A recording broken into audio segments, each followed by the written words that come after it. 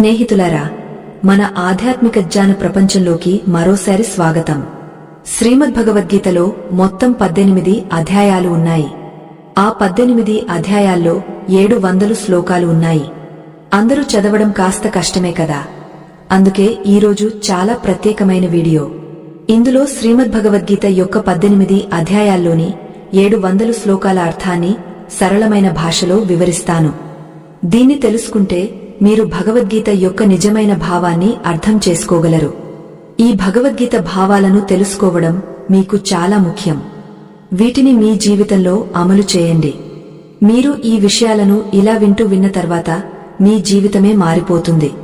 ఈ భావాలను సరిగ్గా అర్థం చేసుకున్నవారికి తమ సమస్యలకు పరిష్కారం లభిస్తుంది.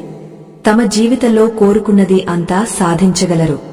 కాబట్టి ఈ భావాలను ప్రతిరోజు వినండి. స్నేహితులారా, ఈ వీడియో నుండి మీకు ఎక్కువ ప్రయోజనం కావాలంట. శాంతంగా వినండి. కొందరు ఇలా అంటారు, నాకు సమయం లేదు అని.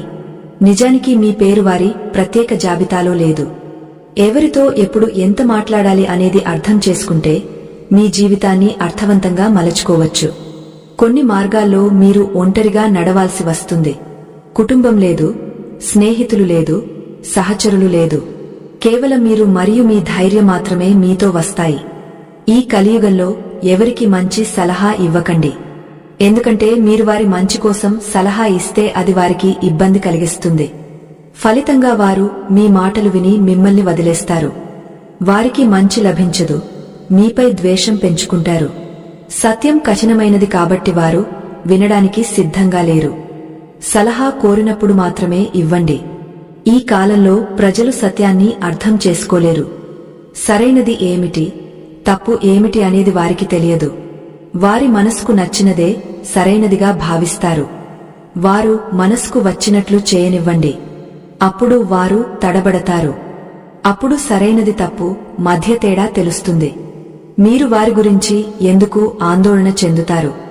వారి జీవితమే వారికి పాణ్యం నేర్పుతుంది. వారి మంచి చెడులకు మీరు బాధ్యులు కాదు. మీ స్వంత మంచి చెడులకు మాత్రమే మీరు బాధ్యులు. జీవితాన్ని మార్చుకోవడానికి అందరికీ సమయం లభిస్తుంది. కానీ సమయాన్ని మార్చడానికి మళ్లీ జీవితం లభించదు. మనిషి ఎప్పుడూ తన విధిని దూషిస్తాడు. తన కర్మలు విధికి మించినవని తెలుసుకుని కూడా. కర్మలు తన చేతుల్లోనే ఉన్నాయి. మీ గురించి ఇతరులు చెడుగా మాట్లాడినప్పుడు బాధపడకండి. ఎందుకంటే మీకు ప్రాధాన్యం ఇవ్వడానికి వారికి